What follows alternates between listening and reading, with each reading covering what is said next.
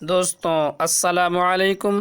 آئیے ہم آج شمالی ہند حصہ اول کو پڑھتے ہیں۔ ویڈیو شروع کرنے سے پہلے ایک جانکاری بھی آپ کو دینا چاہتے ہیں کہ آپ کے چینل پر جلد ہی ہم کرنٹ افیئر کی کلاس لے کر آ رہے ہیں، تو چلیے ویڈیو کو شروع کرتے ہیں۔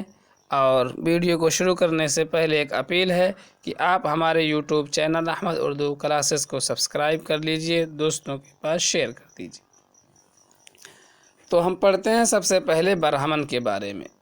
برہمن ایک شاعر تھے، ان کا انتقال 1073 ہجری میں ہوا تھا۔ یہ شاہ جہاں کے زمانے میں اونچے عہدے پر تھے۔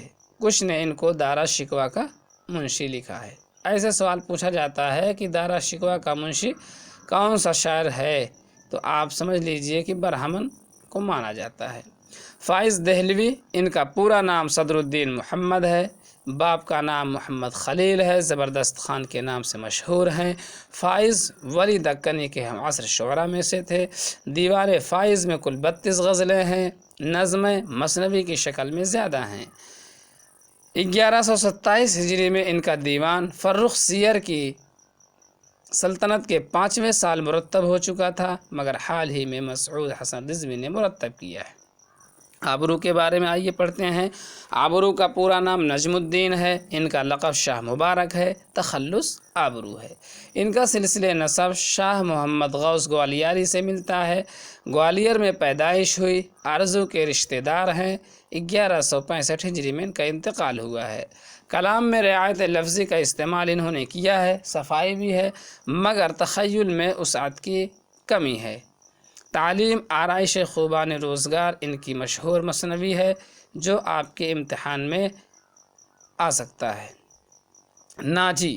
ناجی کا پورا نام سید محمد شاکر ہے۔ محمد شاہ کے ایک وزیر عمدت الملک امیر خان کے ملازم تھے۔ نادر شاہ کی ہندوستان پر چڑھائی کے وقت یہ جنگ میں موجود تھے۔ میر تقی میر نے کہا ہے کہ ان کا رجحان ہزل گوئی کی طرف زیادہ تھا۔ مضمون کا پورا نام شیخ شرف الدین ہے، اصل وطن اکبر آباد ہے۔ اکبر آباد آپ جانتے ہوں گے، یعنی آگرہ۔ سکونت دلی میں انہوں نے اختیار کی۔ سلسلہ نسب شیخ فرید الدین شکر گنج سے ان کا ملتا ہے۔ انتقال 1747 عیسوی میں ہوا۔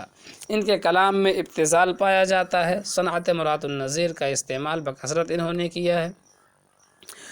آئیے آگے پڑھتے ہیں یکرنگ کے بارے میں۔ یکرنگ کا نام غلام مصطفیٰ خان ہے، محمد شاہ کے امراء میں سے تھے۔ مظہر جان جانا کو اپنا کلام دکھایا کرتے تھے۔ آرزو کا نام آپ نے سنا ہوگا۔ آرزو کا نام سراج الدین علی خان ہے۔ انجام ایک شاعر گزرے ہیں۔ انجام کا نام عمدت الملک امیر خان ہے۔ ان کے والد امراء عالمگیری میں سے تھے۔ عالمگیر کی طرف سے کابل کے صوبہ دار بھی تھے ان کے والد، اور انجام جو ہے خود محمد شاہ دور میں الہ آباد کے صوبہ دار تھے، مگر محمد شاہ نے ان کو قتل بھی کر دیا تھا۔ حاتم کا نام ظہر الدین ہے۔ ان کے والد کا نام فتح الدین ہے۔ ان کی پیدائش 1011 ہجری میں ہوئی تھی۔ ان کا اصل وطن جہان آباد۔ حاتم کا اصل وطن کہاں ہے؟ جہان آباد۔ پہلے رمز تخلص اختیار کیا، سودا کے استاد رہے، رنگین طابع فارغ کے بھی استاد ہونے کا ان کو شرف حاصل ہے۔ ان کے کلیات ضخیم ہیں، مگر مختصر کر کے اس کو دیوان زادہ کی شکل میں شائع کیا گیا ہے۔ ان کا انتقال 1207 ہجری دلی میں ہوئی، اور دلی دروازے کے باہر یہ مدفون ہیں۔ نواب عمدت الملک امیر خان بہادر کی فرمائش پر ایک مثنوی انہوں نے تصنیف کی، جس کا نام ہے قہوہ کی تعریف میں۔ اس کی اہمیت اس لیے بھی ہے کہ اس سے پہلے کوئی مسلسل نظم نہیں ملتی ہے۔ فغان کا نام بھی اہمیت کا حامل ہے۔ ان کا نام اشرف علی ہے۔ احمد شاہ بادشاہ دہلی کے کوکا تھے۔ چنانچہ بادشاہ کی طرف سے جب ان کو خطاب ملا تو ظریف الملک کوکا خان بہادر کا خطاب بھی ملا۔ دلی اجڑنے کے بعد مرشد آباد گئے، پھر فیض آباد گئے، اور شجاع الدولہ کے دربار سے وابستہ ہو گئے۔ اس کے بعد عظیم آباد راجہ شتاب رائے کے پاس چلے گئے۔ ان کا انتقال 1772 عیسوی کو عظیم آباد میں ہوا۔ آئیے ہم ایک بہت ہی صوفی صفت آدمی مظہر جان جانا کو پڑھیں۔ ان کا نام مرزا جان جانا تھا، تخلص مظہر تھا۔ والد مرزا جان عالمگیر کے دربار میں صاحب منصف تھے۔ سلسلہ نسب محمد ابن حلیفہ سے ملتا ہے۔ عالمگیر نے پیدائش کے وقت ایک جملہ کہا تھا، وہ جملہ امتحان میں پوچھا جاتا ہے۔ کیا کہا تھا عالمگیر نے مظہر جان جانا کی پیدائش کے وقت؟ پسر جانے پدر می باشد۔ کیا کہا تھا؟ پسر جانے پدر می باشد، اور نام جو ہے جانے جانا رکھا۔ تو آپ جان گئے ہوں گے کہ مظہر جانے جانا کا نام جو کس نے رکھا تھا؟ بادشاہ نے رکھا تھا، عالمگیر نے۔ ان کو انتقال جو ہوا وہ 10 محرم کو ہوا تھا۔ ایک آدمی نے ان کو قتل کر دیا تھا۔ یقین، حزیں اور بیداد اور بیان ان کے شاگرد گزرے ہیں۔ کلام میں ایہام سے انہوں نے گریز کیا ہے۔ تو اہم ان کی باتیں ان کے بارے میں کیا ہے کہ مظہر جان جانا کی پیدائش کے وقت عالمگیر نے کیا کہا؟ تو آپ جان لیجئے کہ عالمگیر نے کیا کہا؟ پسر جانے پدر می باشد، اور نام کیا رکھا؟ ان کا نام رکھا جانے جانا۔ کیا رکھا؟ جانے جانا نام رکھا۔ ان کا جو ہے سلسلہ نسب محمد ابن حلیفہ سے ملتا ہے۔ کس سے ملتا ہے؟ محمد ابن حلیفہ سے ملتا ہے۔ 1195 ہجری میں 10 محرم کو ان کا ایک آدمی کے ہاتھوں قتل کر دیا گیا۔ یقین، حزیں، بیداد اور بیان ان کے شاگرد ہیں۔ چلیے سودا کے بارے میں پڑھتے ہیں، جو بہت ہی شہرت کے حامل ہیں۔ نام ان کا مرزا محمد رفیع تھا۔ ان کے والد کا نام مرزا محمد شفیع تھا۔ والدہ نعمت خان عالی کی بیٹی ہیں۔ ان کی ولادت جو ہوئی وہ 1119 سے 1124 ہجری کے درمیان ہوئی۔ دہلی میں تربیت ان کی ہوئی۔ پہلے سلیمان علی خان دادا، پھر شاہ حاتم کے شاگرد بنے۔ بادشاہ شاہ عالم ان کے شاگرد ہوئے ہیں۔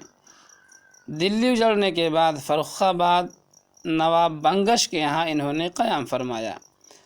پھر نواب بنگش کے یہاں سے یعنی فرخ آباد سے شجاع الدولہ کے پاس فیض آباد آ گئے، اور باقی عمر لکھنؤ میں ان کی کٹی۔